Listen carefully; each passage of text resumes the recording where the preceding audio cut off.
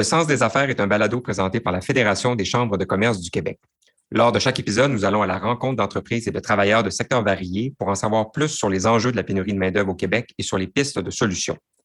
L'objectif du balado est d'offrir un lieu d'échange sur les différentes réalités et les initiatives entreprises par certains acteurs du Québec. En direct de Montréal, je suis Charles Milliard, président-directeur général de la Fédération des chambres de commerce du Québec, et je m'entretiendrai aujourd'hui avec mes invités sur les enjeux de la pénurie de main-d'œuvre, mais plus particulièrement sur la requalification et la formation comme piste de solution. Bonjour à tous, je suis Charles Milliard, président-directeur général de la Fédération des chambres de commerce du Québec. Alors aujourd'hui, je serai accompagné de Sophie Damour, rectrice de l'Université Laval, Bernard Tremblay, président de la Fédération des cégeps du Québec, et Éric Courchaine, ancien restaurateur et chef de service par intérim au CIUS de l'Est de l'île de Montréal. Ma première invitée, Sophie Damour, a occupé le poste de vice-rectrice à la recherche et à la création et professeure avant d'être nommée rectrice de l'Université Laval. Elle cumule plus de 27 ans d'expérience au sein de l'institution. Elle est aussi présidente du Conseil de l'innovation du Québec, membre du Conseil d'administration de Québec international et du Diamant, un lieu exceptionnel de culture à Québec. On rejoint Sophie Damour qui est sur le campus de l'Université Laval à Québec, alors que moi, je suis au bureau de la Fédération au centre-ville de Montréal. Alors, on se rejoint par Zoom. Bonjour Sophie et merci d'être avec nous aujourd'hui. Bonjour Charles, un plaisir d'être avec toi. Alors Sophie, pour la compréhension de tous, est-ce que tu pourrais me donner un portrait général de la situation en matière de formation universitaire au Québec? Vaste sujet. Je pense que il y a eu une grande perturbation. La pandémie a eu ses effets sur les universités aussi. Il y a eu dans certains domaines des augmentations d'effectifs. Il y a eu quand même un mouvement important vers ce que j'appellerais la spécialisation, la requalification, qui ont profité de la pandémie pour considérer une redirection, une réorientation. Ça, on l'a vu, on l'a senti, on pourra tout à l'heure en parler plus longuement. Les étudiants, je dirais, dans les parcours plus traditionnels, là, venant des cégeps, vivent différentes phases de motivation, démotivation au cours de la pandémie. Ça n'a pas été facile pour tous. Il y a eu des étudiants qui ont dû évoluer dans un contexte plus difficile que d'autres. Et ça, on l'a vu. On a vu des changements dans la motivation. Pour certains, le en ligne faisait l'affaire, pour d'autres, faisait pas l'affaire. Donc, beaucoup de mouvements, beaucoup d'incertitudes, de transformation, je dirais, du profil des étudiants et étudiantes. Il a beaucoup changé pour nous là, à l'Université Laval. Il s'est diversifié encore plus. Ça faisait quelques années qu'on voyait cette diversification-là prendre place, mais là, maintenant, c'est définitivement plus important. Maintenant, les parcours sont beaucoup plus variés, puis on a beaucoup d'étudiants qui sont parents, alors qu'ils ont suivi des chemins différents. Donc, beaucoup de changements, puis ce qu'on appelait autrefois peut-être des parcours atypiques, ça devient de plus en plus des parcours normaux finalement. Donc, il y a plusieurs façons maintenant d'accéder à l'université. Tout à fait. Puis je pense que pour les entreprises, c'est important de le réaliser. Elles ont l'opportunité de garder ces employés au sein de leurs entreprises, mais elles ont certainement une pression pour leur permettre de faire ces formations qui sont soit plus ou moins longues, mais il y a un intérêt très, très grand pour les formations qu'on dit plus courtes. C'est sûr que là, s'il y a une tension, l'employeur, c'est certain qu'à la fois pour les universités et les employeurs, les entreprises, on est confronté à être capable d'être plus flexible. Ça, c'est clair. Parce que les gens, de plus en plus, vont chercher à concilier leur vie professionnelle avec leur vie d'étudiant et avec leur vie familiale. Plus de flexibilité, plus de portes d'entrée disponibles et aussi des durées de formation qui sont un peu plus étalées, je vous dirais, là, que ce qu'on voit traditionnellement. Comment ça se répercute sur les inscriptions dans les universités au Québec en 2022? En fait, il y a deux facteurs qui sont importants. Les jeunes nous disent qu'ils ont envie de continuer d'étudier. Évidemment, ils ont compris l'importance d'étudier pour leur avenir, mais en même temps, ils ont envie de travailler. Ils sont très, très sollicités par le marché du travail et ils ont envie de voyager. Alors, on a quand même un défi. Puis là, je pense qu'on peut faire équipe. Les universités ont la capacité d'offrir les trois avec les partenaires, avec les entreprises, par la mobilité internationale, mais aussi par des programmes de formation en alternance avec des stages, différentes variétés ou disponibilités, là, je dirais flexibilité. Chez nous, c'est 70% de nos étudiants qui travaillent en étudiant. Ce qui est difficile d'anticiper, c'est quel sera l'effet de ces trois choses-là sur la vie des jeunes, leur intérêt, jeunes et moins jeunes. et la pression de la pénurie de main-d'œuvre. Cette pression-là fait en sorte que des gens pourraient choisir de travailler au lieu d'étudier ou d'étudier au lieu de travailler. Si on force les gens à faire le choix entre les deux, je pense que globalement, on est perdant. Donc, il y a un défi là, de concertation à ce niveau-là. Effectivement, puis je pense qu'il existe des tables de collaboration entre les milieux des affaires et le milieu d'éducation parce que oui, il y a une conciliation à faire entre le travail et les études. Nous, entre autres, à la Fédération, de lancer la charte de la persévérance scolaire pour inciter justement les étudiants et les employeurs à mettre en place une structure qui favorise à la fois le succès au travail et le succès aux études. Je veux revenir sur la question de la pénurie de main-d'œuvre parce qu'effectivement, c'est le sujet dont on entend le plus parler dans tous les secteurs d'activité partout au Québec. Donc, quel lien on peut faire entre le milieu de l'éducation et la pénurie de main-d'œuvre actuelle ou comment celui-ci peut peut-être y contribuer à diminuer les effets? Entre l'étudiant puis le milieu des affaires. Il faut qu'on réussisse à se rencontrer. Donc, il faut s'intéresser aux aspirations des jeunes, voir comment ils voient leur futur, comment elles se projettent, ces personnes, dans l'avenir, qu'est-ce qui est important pour elles, parce qu'on doit constamment, surtout dans un contexte où le pouvoir est à l'employé, là, beaucoup, quand on est en pénurie de main-d'œuvre, il y a beaucoup de mobilité. On lisait récemment, presque 50% des personnes dans l'emploi considèrent un autre emploi, changer d'emploi. Donc, il y a une très grande mobilité.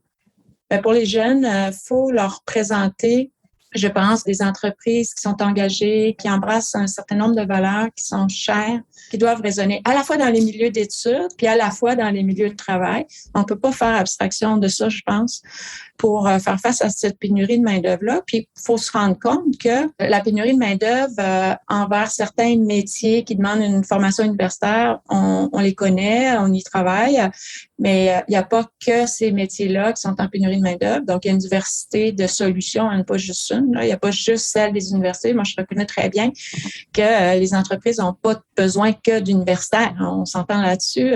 On a besoin de tous les talents à tous les niveaux au Québec. Mais il faut continuer d'attirer des gens qui n'avaient pas pensé à l'université dans leur parcours de vie.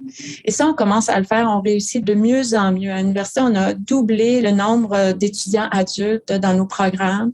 On a revu la façon d'accompagner ces étudiants, comment leur permettre de réussir leur parcours d'études. On a vu aussi une augmentation. Je vous donne quelques chiffres, là. 25% plus d'étudiants au baccalauréat dans la tranche d'âge supérieure à 28 ans. C'est beaucoup, là. On voit 35% d'augmentation, tout âge confondu, dans les programmes de certificat, c'est-à-dire des programmes courts. Plus spécifiquement, dans ces programmes-là, une augmentation, c'est sûr que les nombres sont plus petits. Ça, c'est vraiment où il y a des grands nombres. 45 ans et plus, l'augmentation était de 42%. Ça, c'est dans les années 18-19, 20-21. Donc, les 2 années COVID. À mon avis, c'est pas un phénomène qui va arrêter. Donc, ce qui veut dire qu'on a des options de formation plus courtes qui permettent à des gens qui ont eu des parcours différents de trouver des intérêts vers des parcours ou des métiers, des professions où il y a des emplois de façon plus importante là, disponibles. Donc, ça se vit, là, on le sent sur le terrain. Il n'y a pas d'âge limite pour commencer à s'intéresser à l'université. Donc, il y a des gens pour qui, dans la vingtaine, c'était pas un projet qui les intéressait, qui peuvent maintenant considérer aller chercher du bagage universitaire dans la quarantaine, dans la cinquantaine. Et il y a des programmes qui sont à l'avenant pour les intéresser. Moi, je pense que là, il y a une opportunité, là, des gens qui voyaient pas ça dans leur vie, maintenant qui se rendent compte que c'est possible. Parce que aussi, il faut se rappeler, il n'y a pas très longtemps, on avait peu d'offres de formation à distance. Donc, peu de possibilités pour une personne qui est au travail, qui a une famille, de concilier toutes ces facettes de vie-là, puis pouvoir continuer de contribuer au marché du travail, puis se projeter dans ça. Maintenant, ils peuvent le faire. Des opportunités pour des personnes qui sont plus âgées. On disait, ben là, maintenant, on n'est plus disposé à offrir des emplois de cette nature-là. Et je pense que les entreprises le font de mieux en mieux, puis on peut les accueillir dans des transitions. Donc, je pense que oui, ça, c'est des éléments importants. Puis évidemment, l'immigration, ça demeure un élément fort intéressant. On a beaucoup travaillé sur ces questions-là, d'arrimage entre les besoins à Québec, de notre communauté plus largement. C'est pas juste une communauté d'affaires. On a quand même des grands établissements de services publics là, à Québec pour lesquels on a des défis de main-d'œuvre. Je pense à la santé, entre autres, important, et à l'éducation, entre autres.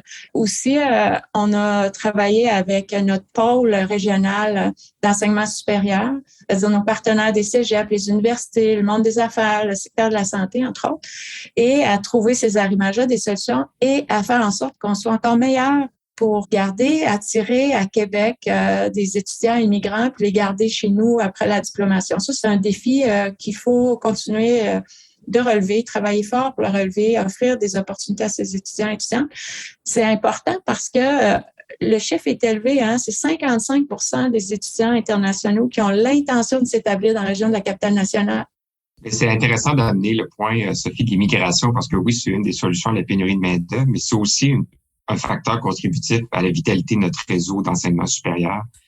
Parce que oui, comme tu le mentionnes, une personne sur deux est intéressée à rester à Québec, mais que l'immigration soit temporaire ou permanente, c'est des gens qui enrichissent beaucoup le réseau universitaire et l'expérience que ça amène aussi, même aux Québécois, de côtoyer finalement des gens qui ont des cultures, des expériences différentes à l'international. Ça ajoute à l'expérience aussi. Ouais. Puis je vais finir avec, j'aurais peut-être dû commencer avec cet élément-là là, qui m'est très cher. Vous savez, je travaille beaucoup sur l'innovation. Je travaille beaucoup sur ces questions de compétitivité, de productivité. Puis, il est clair qu'on a des défis au Québec de productivité. On les connaît, on les a nommés. Puis, en période, je dirais, de pénurie de main-d'œuvre, tout ça est exacerbé. Une des solutions, c'est d'accélérer la numérisation de nos entreprises, c'est d'accélérer l'automatisation, le développement, je dirais, de nouveaux modèles d'affaires, de nouvelles façons de servir, de nouvelles façons de distribuer, d'intégrer nos chaînes de valeur, là, notre supply chain, nos chaînes logistiques. Donc, il y a là aussi des opportunités. C'est pas facile quand on est tendu, là, quand on n'a pas de temps pour penser à l'avenir, puis on est dans la survie, en mode survie. Mais dès qu'on a un peu de temps, je pense qu'il faut y travailler. Et là aussi, les universités, grâce à leurs activités de recherche, de transfert, sont des lieux, je pense, importants pour les entreprises, les PME comme les plus grandes, pour trouver des solutions à leurs défis et peut-être réussir à trouver des façons d'être l'entreprise qu'ils aspirent d'avoir là, avec plus de technologie, plus de solutions numériques. Donc, renforcer les connaissances des travailleurs, mais à la fois travailler sur une augmentation de la productivité par les investissements en innovation. Et voilà deux belles solutions, effectivement, à la pénurie de main-d'œuvre. Peut-être une dernière question, Sophie Damour, qui est peut-être pas une question facile, mais qui me préoccupe beaucoup. Moi, c'est la question de la requalification. On invite les gens de n'importe quel âge, finalement, à faire souvent des retours aux études ou aller chercher des nouvelles compétences. Mais quand ils arrivent sur les campus universitaires, dans les institutions d'enseignement, est-ce qu'ils sont accueillis sans préjugés ou stigmatisation par rapport au retour aux études? On sait très bien qu'à l'époque, quand les gens retournaient aux études, il y avait une certaine perception que les gens s'étaient peut-être trompés de carrière. Donc, est-ce que, comme société, on fait tout ce qu'il faut pour normaliser le fait d'apprendre toute sa vie? Je pense qu'on fait de mieux en mieux, puis je pense que les étudiants sont de plus en plus habitués à côtoyer des étudiants de tout âge. Ça dépend des universités, mais dans une université où il y a une activité de recherche importante comme la nôtre, les étudiants couvrent un grand spectre d'âge là, de par la nature des activités que l'on a à l'université. C'est de plus en plus normal d'avoir des étudiants qui sont plus âgés. Quand on fait, nous, l'analyse de ce qu'on appelle les étudiants qui étudient tout au long de leur vie, on inclut, par exemple, les étudiants au baccalauréat qui décident de commencer plus tard, à la maîtrise plus tard. Dans la courbe là, de distribution, on établit une période où on dit ça, c'est un étudiant ou une étudiante qui a fait d'autres choses avant. Donc, ça s'inscrit dans cette vision-là. Le chiffre est près de 38% d'étudiants sur le campus qui s'inscrivent dans cette logique-là. C'est beaucoup. Donc, on devient de plus en plus meilleur à le faire. Je ne dis pas qu'on a fini de faire les efforts, loin de là. Moi, par exemple, quand on a réalisé un premier certificat, on sait quand on cumule 3 certificats, on obtient un baccalauréat. Donc, on peut faire mieux pour accompagner les gens puis leur donner envie de faire le 2e et le 3e. Bref, il y a toutes sortes de façons. On est la seule université qui a une politique étudiant-parent. 20% de nos étudiants et étudiantes étaient parents et qu'on avait peu de dispositifs pour reconnaître le statut de l'étudiant-parent puis de l'aider. Donc, différentes choses qu'on essaie de faire. On n'a pas fini. Il y a d'autres choses à faire. Il faut continuer d'embrasser cette diversité-là et de le faire aussi avec nos partenaires du monde des affaires, les entreprises, parce que c'est une réalité pour nous, mais c'est une réalité aussi pour les entreprises. Sophie D'Amour, rectrice à l'Université Laval, je veux vraiment te remercier pour ton temps aujourd'hui. On a parlé de l'importance donc de la contribution des universités à la pénurie de main-d'œuvre et du maillage entre le milieu privé et les milieux d'éducation. Peut-être, je te laisserai en guise de conclusion un petit mot de ralliement, justement, comment on peut continuer de favoriser cette collaboration-là entre les milieux d'affaires et les milieux éducationnels. Moi, d'abord, je veux remercier la Fédération des chambres de commerce du Québec parce que pour l'initiative, l'engagement, la charte à la persévérance, pour moi, c'était un gros wow. C'est une façon de reconnaître qu'on est interliés et qu'on doit travailler ensemble, puis que c'est dans l'intérêt de tous d'avoir les bons talents pour les bons postes dans toutes les entreprises et les organisations du Québec. Et pour ça, il faut ce maillage-là. Donc, moi, je peux juste répéter le message, nous encourager à continuer dans cette voie-là parce que ça va nous aider à accélérer l'innovation dans les entreprises, parce que ça va nous permettre aussi d'actualiser, moderniser nos enseignements, de réfléchir à cette diversité qu'on doit accueillir dans nos universités. Puis on en a parlé, cette diversité d'âge ou de réalité sur le terrain. Alors, bravo et puis merci pour cette belle invitation, Charles. Merci beaucoup, Sophie. Évidemment, on peut suivre les activités de l'Université Laval sur son site Internet. Je déclare mon conflit d'intérêt que je suis moi-même diplômé de l'Université Laval. Alors, je vous invite à prendre connaissance des possibilités académiques et professionnelles à l'université. Et après la pause, on poursuit notre discussion sur la requalification de la main-d'œuvre avec Bernard Tremblay, qui est président de la Fédération des cégeps du Québec. À tout de suite. Vous cherchez des solutions et des outils en lien avec vos enjeux en ressources humaines? Entièrement gratuite et accessible à tous, la plateforme Pratique RH met à votre disposition un répertoire d'articles, de programmes et de ressources abordant différents thèmes comme la pénurie de main-d'œuvre, la gestion de la diversité ou encore le développement des compétences. Nous vous donnons rendez-vous dès maintenant sur pratiquerh.com, pratique avec un S, rh.com. Alors, de retour de la courte pause, je suis maintenant accompagné de Bernard Tremblay, qui est président-directeur général de la Fédération des cégeps du Québec. Bernard possède une expérience importante dans le secteur de l'éducation. Il a en effet été président du comité patronal de négociation pour les commissions scolaires francophones pendant 8 ans et a occupé des postes de direction à la Fédération des commissions scolaires du Québec pendant près de 25 ans. Alors, bonjour Bernard. Bonjour. Merci beaucoup d'être avec nous aujourd'hui. Alors, d'entrée de jeu, je te demanderais peut-être de nous dresser un portrait général de la situation en matière de formation collégiale au Québec. Alors, quels sont les enjeux actuels? Comment ça se passe chez vous? Merci, Charles, pour cette invitation et pour cette question. Je pense qu'on peut se le dire. Les cégeps, ils sont connus, mais pas tant que ça. Hein. Finalement, quand on se pose la question sur nos programmes, on réalise qu'il y a beaucoup de choses qui se font dans le réseau collégial sans que ce soit bien connu. Alors, évidemment, l'offre collégiale standard, on la connaît, la formation initiale, le DEC 2 ans, le DEC 3 ans. Mais pour la formation des travailleurs, il y a beaucoup d'offres beaucoup plus souples, hein, que ce soit les attestations d'études collégiales ou que ce soit maintenant les certifications collégiales qui sont des formations plus courtes, mais quand même qualifiantes. À travers tout ça, je pense que c'est important aussi de dire qu'il y a beaucoup de stages dans les formations collégiales, ce qu'on oublie souvent.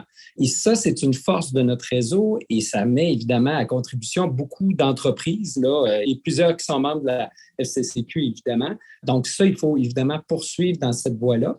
Et donc, même si notre modèle québécois, il est particulier, oui, les cégeps, c'est unique au monde, c'est quand même quelque chose qui est assez proche des community colleges qu'on retrouve là, dans le reste du Canada et des États-Unis. Et encore une fois, la force de ce système-là, c'est un système qui est quand même agile, qui est branché quand même sur les milieux. Dans 48 cégeps, c'est donc tout le Québec qui est couvert par le réseau collégial, une centaine de points de service. Et donc, ce maillage-là avec les organisations, avec les entreprises, là, on cherche évidemment à continuer à le développer. Est-ce que, c'est ma question COVID-19, Bernard, est-ce que tu as observé des changements dans le nombre d'inscriptions ou le comportement des étudiants au niveau de l'inscription dans les cégeps? On ne se le cachera pas. Oui, il y a un effet COVID et là, il y a tout l'enjeu, évidemment, du retour sur les bancs d'école quand l'offre de travail est intéressante. Alors, c'est sûr que dans ma réponse, il y a un appel aux entreprises nos étudiants sont habitués d'étudier et de travailler. C'est possible de le faire. Je pense qu'il faut miser là-dessus. Ça leur donne une expérience qui est utile, mais en même temps, d'essayer de les inciter à poursuivre leur formation, à ne pas arrêter. Alors, quand on parle des jeunes, je pense qu'il y a un enjeu de persévérance scolaire, il faut se le dire, parce que oui, on assiste quand même à une petite baisse, alors qu'on devrait assister plutôt à une légère hausse de nos inscriptions. Ça veut dire qu'il y a des jeunes qui choisissent de poursuivre le travail d'été souvent, plutôt que de revenir sur les bancs d'école. Et ça, c'est préoccupant parce qu'on a besoin de gens de plus en plus qualifiés. Donc, il faut que les entreprises nous aident là, dans cette voie-là.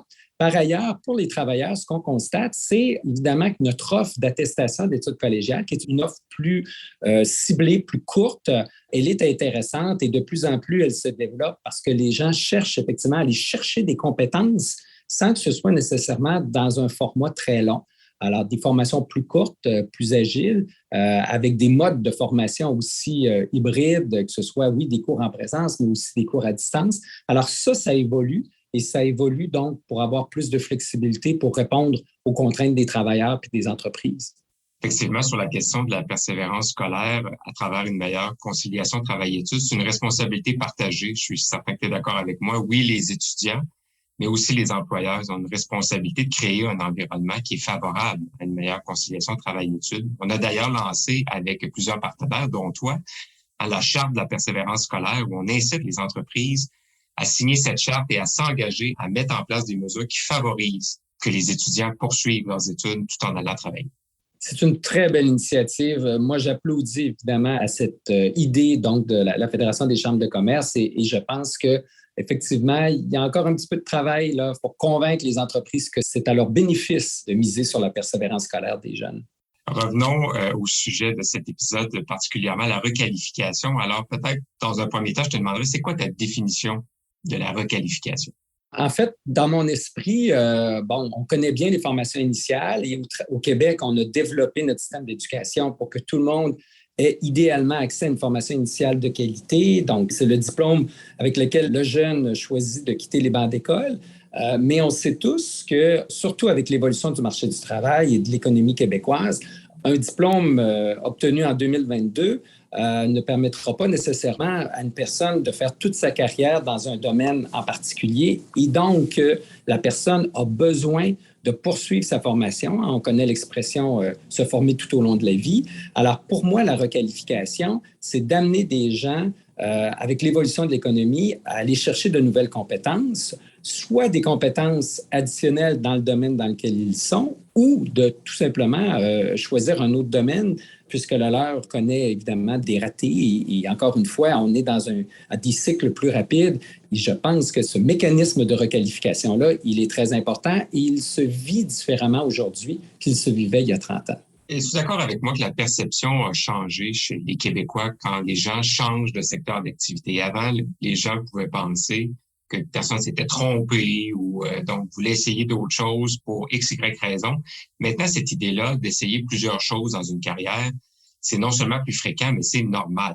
Oui, mais en même temps, Charles, j'ai le goût de te dire, on a quand même encore des systèmes et des programmes qui sont un peu axés sur ce que tu viens de dire, l'idée que la personne, si elle veut changer de domaine, c'est un peu sa responsabilité. Alors que, et quand je dis ça, je pense au fait que, on a beaucoup de programmes pour les chômeurs, mais comme tu sais, il n'y a plus beaucoup de chômeurs présentement. Hein? Alors, donc, des gens qui peuvent étudier à temps plein, les programmes ne sont pas nécessairement facilement accessibles pour eux.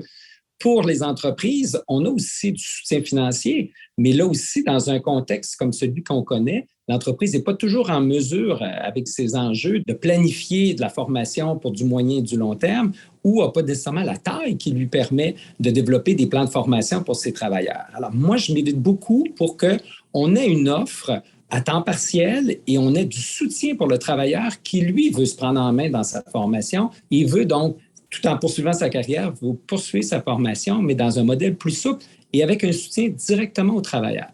Bernard, on le sait, il y a des perspectives d'emploi intéressantes à la sortie des études collégiales, aussi pour rehausser ses compétences. Mais c'est quoi les barrières actuelles à la formation collégiale qui t'empêchent de réaliser pleinement ton rêve, je dirais?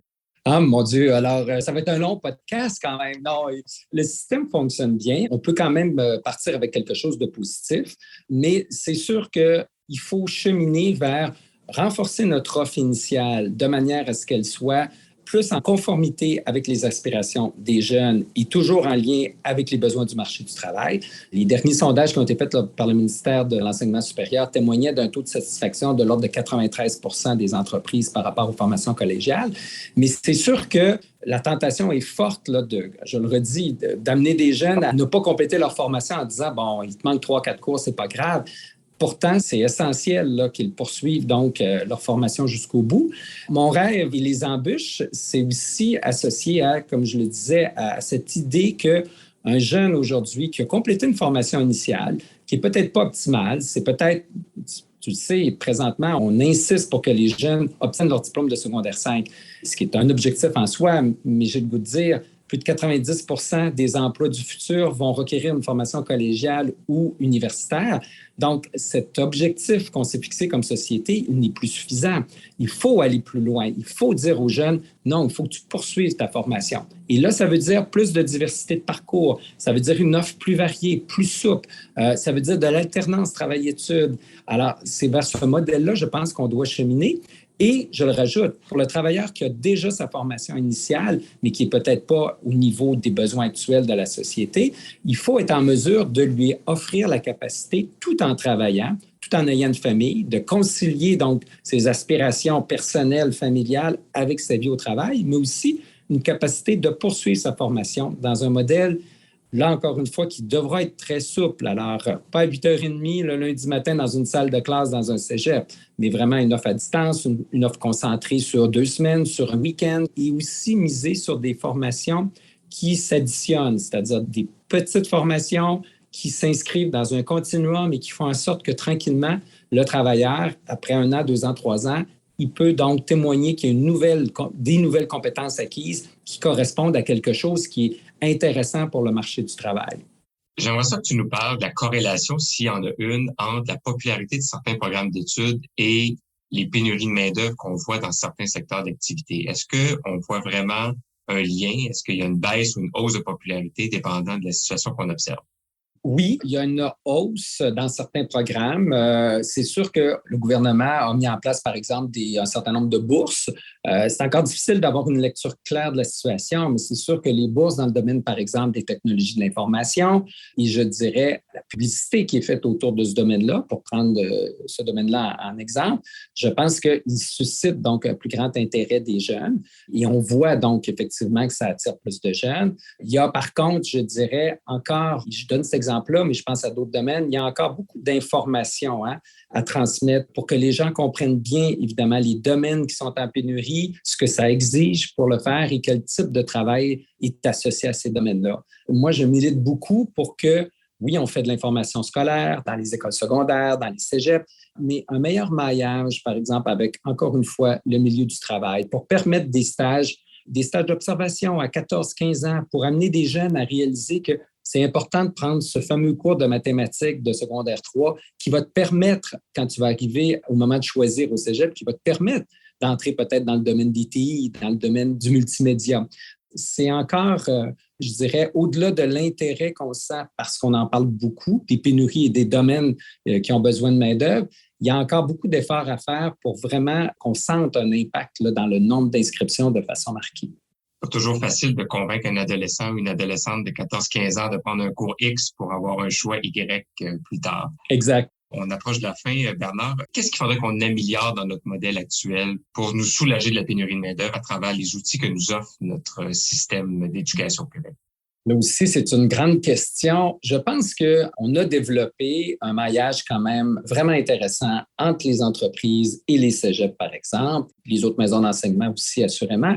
Alors, il faut évidemment continuer dans ce sens-là. Il faut que, dans le cas des établissements d'enseignement, il faut qu'on ait la capacité d'offrir une formation qui soit, encore une fois, modulaire, qui soit adaptée à la réalité des organisations pour faire en sorte que les travailleurs puissent y avoir accès. Alors, ça veut dire des modes de formation, encore une fois, hybrides, le soir, les fins de semaine, des fois par des modules autoportants que le travailleur peut étudier au moment qui lui convient. Ça, c'est le bout qui appartient aux maisons d'enseignement.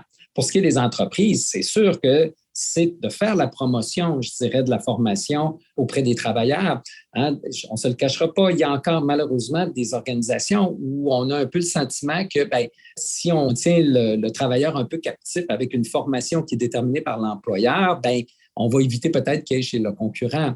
Alors, c'est une des forces du système dual dont on parlait beaucoup il y a quelques années, c'est cette espèce d'esprit, je dirais, par secteur qui fait en sorte que des entreprises d'un secteur se disent oui, les travailleurs vont peut-être passer chez le concurrent, mais collectivement, si on travaille tous ensemble à faire la promotion de la formation, il y aura toujours sur le marché du travail des travailleurs qui auront une formation adéquate et qui pourront être recrutés et ça sera au bénéfice du secteur d'activité. Donc, je pense que cette promotion-là de la formation, elle est encore importante. Puis du côté gouvernemental, je le redis, on met beaucoup de poids sur les entreprises pour qu'elles aillent chercher une aide financière, mais qu'elles organisent la formation.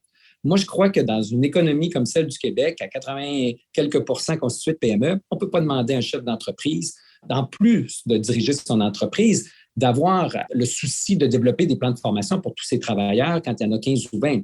Alors, de mettre un petit peu plus l'emphase sur le fait que c'est une responsabilité aussi du travailleur, d'aider le travailleur par des programmes et d'aider, encore une fois, les maisons d'enseignement et les formateurs privés à offrir une formation agile. Moi, je pense que le gouvernement a intérêt à travailler sur un modèle comme ça et moins aussi axé sur la formation des chômeurs à temps plein. On a beaucoup de programmes qui visent la formation à temps plein. Alors, il faut se diriger de plus en plus vers des programmes de formation à temps partiel. Donc, c'est un peu ce que je te dirais là, qui serait ma combinaison là, avec un petit travail pour chacun des membres du trio, là, maison d'enseignement, formateurs, entreprises et gouvernement.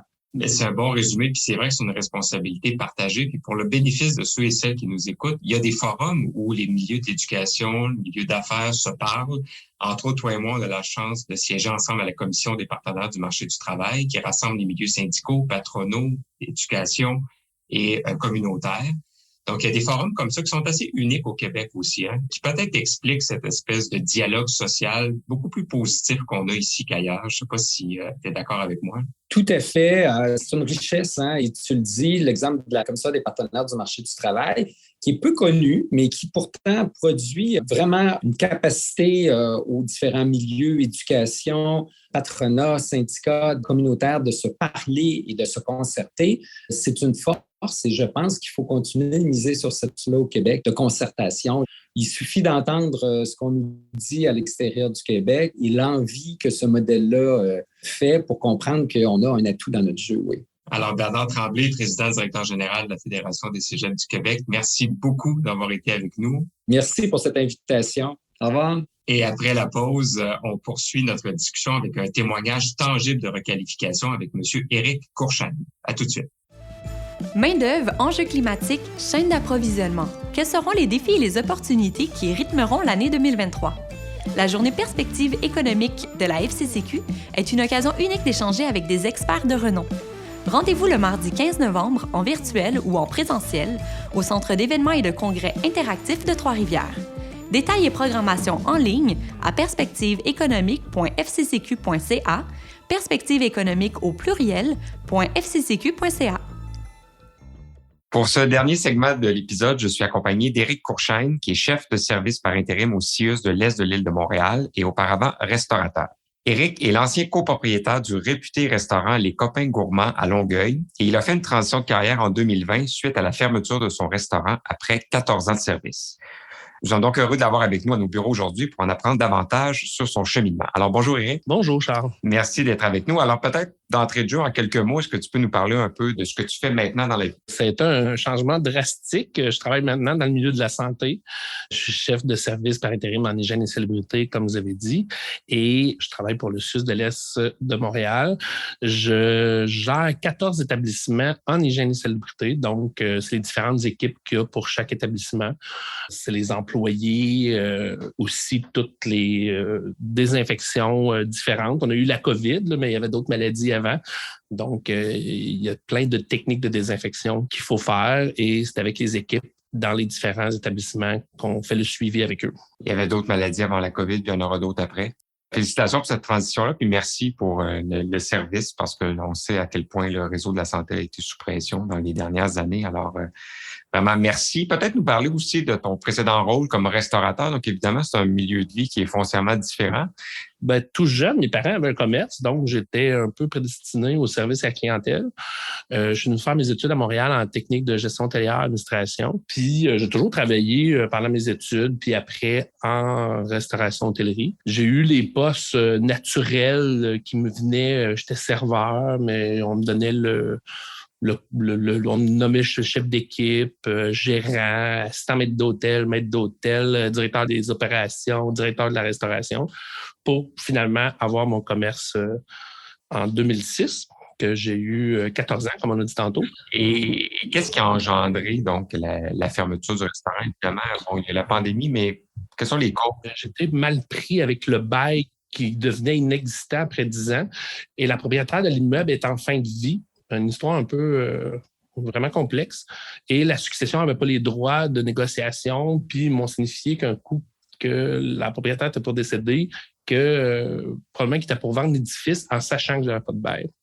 Donc, j'ai dû me relocaliser tout de suite. Donc, j'ai relocalisé le restaurant au cœur du Longueuil, c'est à Saint-Charles. Ça, financièrement, ça m'a fallu tout mettre ce qu'on avait et ce qu'on n'avait pas. Et la pandémie est venue nous jeter à terre. La goutte qui a fait déborder le vase. Absolument.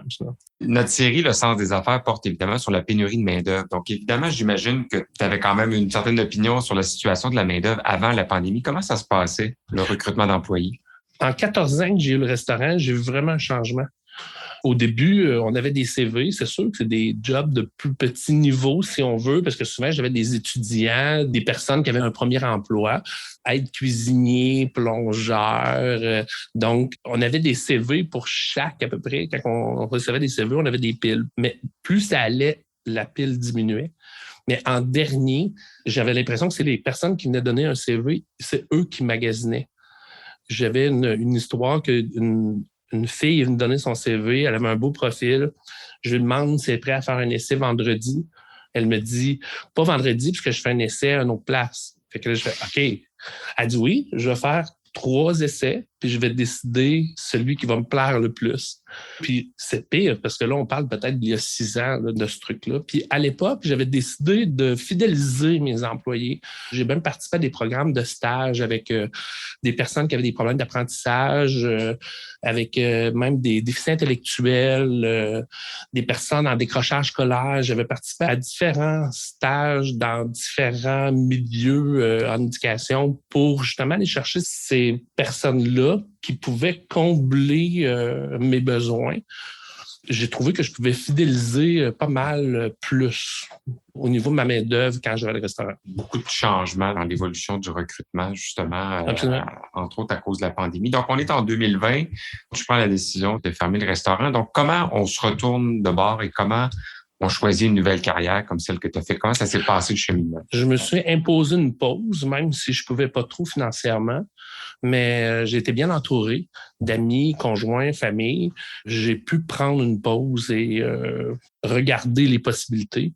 Après ça, justement, pour faire un suivi avec un de mes employés, avec un programme en particulier, ça m'a amené à un autre programme qui était Vision Travail à Longueuil, qui est fait pour les gens de 40 ans et plus qui veulent se réorienter au niveau de leur carrière. Et c'est un 4 semaines. J'ai participé à ces ateliers-là. Puis, j'ai pas rien appris. C'est juste que ça m'a réconforté, ça m'a confirmé de voir que j'ai des compétences. Ces compétences-là, je peux les transférer. Dans quoi j'étais bon en restauration, on peut le transférer dans un autre service, finalement. Après ça, on a regardé les possibilités de travail. Puis, souvent, les termes, c'était coordonnateur, superviseur, chef d'équipe, contremaître, directeur. Fait que c'est vague, mais finalement, c'est vraiment vers ça que je suis allé. Là. Nous autres, c'est le terme chef de service, là, mais ça va dans ces eaux-là aussi. Mais souvent, la question de la transférabilité des connaissances, c'est ça qui bute les gens de dire je voudrais peut-être faire d'autres choses, mais est-ce que vraiment ça dans quoi je suis bon, ça va servir ailleurs? Donc, je pense que de transiter du secteur de la restauration au secteur des soins de la santé, c'est quand même pas évident au premier regard. Donc, je pense que tu es la preuve que justement, quand on est bien entouré, il y a des connaissances qui se transfèrent. Est-ce que tu t'es rapidement trouvé efficace dans ton nouvel emploi? Non, mais il faut faire confiance. Puis encore aujourd'hui, ça fait 1 an et demi, et j'ai le syndrome de l'imposteur parfois. C'est une grosse structure, c'est un domaine qui est complètement à un autre niveau, mais en même temps, ça me passionne. Ça me fait vraiment un beau gros défi à relever. Donc, le syndrome de l'imposteur, moi, je suis certain que beaucoup de gens en transition de carrière ressentent ça malgré eux. Est-ce qu'il y a eu d'autres défis que tu as rencontrés? Pendant l'année et demie que je viens de faire, c'est beaucoup d'informations à aller chercher. C'est de la formation aussi que j'ai eue. J'ai beaucoup de coaching aussi avec différents collaborateurs. Puis, faut apprendre la culture de l'organisation. Là, je me ramasse avec une organisation avec 18 600 personnes, avec une grosse structure. C'est d'apprendre tout ça, toute cette culture-là. Puis moi, en hygiène et salubrité, il y a des protocoles, il y a plein de techniques qu'il faut que j'apprenne. Là. Quelle place a eu la formation, justement, dans le processus de transition comme ça? Là? Quel rôle ça a joué pour toi? Mon employeur, mes supérieurs, savaient qu'ils venaient me chercher à l'extérieur. Ils m'ont dit, Éric, on le sait que tu n'es pas dans le milieu. Tu vas apprendre. On va voir au fur et à mesure que ça va avancer. On va te donner des formations. On va te jumeler avec des personnes. Encore aujourd'hui, j'ai des mentors aussi. J'appelle. Quand je sais pas, j'appelle. Quand je sais pas, je fais pas semblant de savoir aussi. Donc, de l'accompagnement des patrons ou des employeurs. Évidemment, c'est dans le secteur public. J'espère que les entreprises dans le secteur privé ont cette même capacité-là d'accompagner les gens qui font des transitions de carrière comme ça, parce que sans accompagnement, probablement que tu n'aurais pas... Mais aussi, une grosse organisation comme ça, tu sais, comme moi, je connaissais pas les organisations gros comme ça, mais tout de suite, depuis le début, j'avais une conseillère cadre. Fait qu'on a des réunions ensemble, puis on voit c'est quoi mes faiblesses, mes besoins, puis on cible vers quoi faut que je travaille, vers quoi faut que j'aille pour avoir telle ou telle formation. Est-ce qu'il y a des choses qui te manquent de ton ancienne vie? Puis si oui, est-ce qu'il y a des façons de dealer avec ça? La clientèle me manque. C'est une clientèle qui m'ont suivi pendant toutes ces années-là. Puis ça me manque quand je me promène à Montréal dans une rue, je rencontre des gens, puis ils sont contents quand je leur compte qu'est-ce qui est arrivé. Il y en a qui ont su, il y en a qui ne savent pas, puis je leur explique. Puis on dirait parce qu'ils ont su que ça a fermé, donc par défaut, ils sont inquiets, mais finalement, ils sont contents. Puis j'ai encore ce contact-là un peu en travaillant parce que c'est un service à la clientèle que je fais à l'intérieur de l'organisation. Évidemment, il y a plusieurs personnes qui nous écoutent qui peut-être contemplent cette option-là de changer de carrière. Est-ce que tu as des conseils à donner à des gens qui pourraient considérer justement un changement aussi important que celui que tu as vécu? Je pense que la pause est importante. Je pense aussi qu'il faut être ouvert aux possibilités. Puis aux possibilités vraiment au pluriel. Moi, la santé, j'ai jamais pensé de travailler là-dedans, même pendant ma pause, pendant que j'étais ouvert aux possibilités. Puis ça m'a amené là. Si on est bien entouré aussi, il ne faut pas être gêné d'en parler à notre entourage, puis de voir qu'est-ce que eux... on a plein de feedback, puis moi, en tout cas, ça m'a servi, les feedbacks, vraiment. Donc, l'accompagnement, c'est important. C'est une démarche personnelle, mais ça prend de l'accompagnement aussi. Donc, dans ton cas, ça a été Vision Travail Longueuil. Il y a plusieurs organismes, organisations qui existent partout au Québec.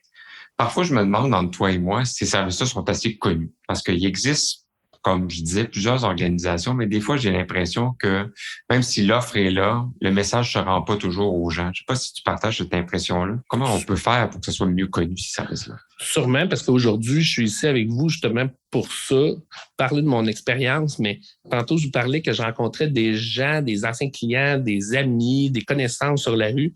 Ça me fait drôle de me faire poser toutes ces questions-là. Comment t'as fait? Qu'est-ce que t'as fait? Puis je suis assez livre ouvert. Je dis vraiment qu'est-ce qui est arrivé. Puis les moins bonnes choses, je peux les dire autant que les bonnes choses. C'est pas nécessairement facile.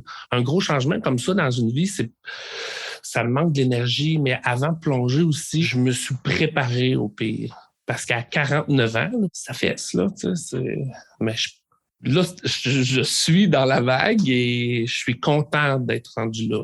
Travaille en amont, mais maintenant, tu es content du résultat, tu es serein. Oui, mais il y a du travail encore à faire, mais ça, il va en avoir tout le temps, quoi que l'on fasse. Merci beaucoup, Éric, parce que c'est un beau visage, justement, de la requalification que tu apportes. On a vu tantôt avec nos deux précédents invités, parfois c'est des nouvelles formations académiques que les gens vont chercher au cégep, à l'université, professionnelle. Parfois, c'est des formations en entreprise, puis parfois, c'est des changements plus drastiques. La pénurie de main-d'œuvre, en ce moment, elle permet ça. Elle permet, s'il y a un avantage, là, aussi petit soit-il, elle permet justement à des gens comme toi de considérer d'autres chemins de vie. Des choses que tu n'aurais jamais pensé, comme tu l'as dit. Alors, il y a quelque chose de positif là-dedans, mais je pense que le mot commun, c'est l'accompagnement. Pas faire ça tout seul, parce qu'il y a une charge mentale importante aussi, j'imagine, reliée à ça. De se conditionner, ça va être difficile aussi. Il faut, je veux dire que c'est des heures, c'est de la fatigue aussi qu'on reçoit quand on arrive dans un nouveau milieu. Le soir, on est épuisé, mais il faut se faire à l'idée qu'on va traverser peut-être une période incertaine, un peu tumultueuse, c'est ça. Je trouve que c'est une magnifique conclusion à cet épisode-là sur justement la requalification. Vraiment, merci beaucoup, Éric, puis bonne chance dans ce nouveau parcours-là. Le système de santé est tellement vaste, peut-être que c'est un premier emploi pour toi, puis qu'il y en aura d'autres dans le secteur de la santé. Merci beaucoup d'avoir merci à toi. Alors, je vous rappelle que Le Sens des affaires est un balado qui vise à donner un nouveau visage, si on veut, à la pénurie de main-d'œuvre au Québec. Alors, je vous remercie d'être avec nous. Vous pouvez suivre les autres épisodes sur la plateforme à partir de laquelle vous nous écoutez. Et je vous dis à très bientôt. Vous cherchez des solutions et des outils en lien avec vos enjeux en ressources humaines? Entièrement gratuite et accessible à tous, la plateforme Pratique RH met à votre disposition un répertoire d'articles, de programmes et de ressources abordant différents thèmes comme la pénurie de main-d'œuvre, la gestion de la diversité ou encore le développement des compétences. Nous vous donnons rendez-vous dès maintenant sur pratiquerh.com, pratique avec un S, rh.com.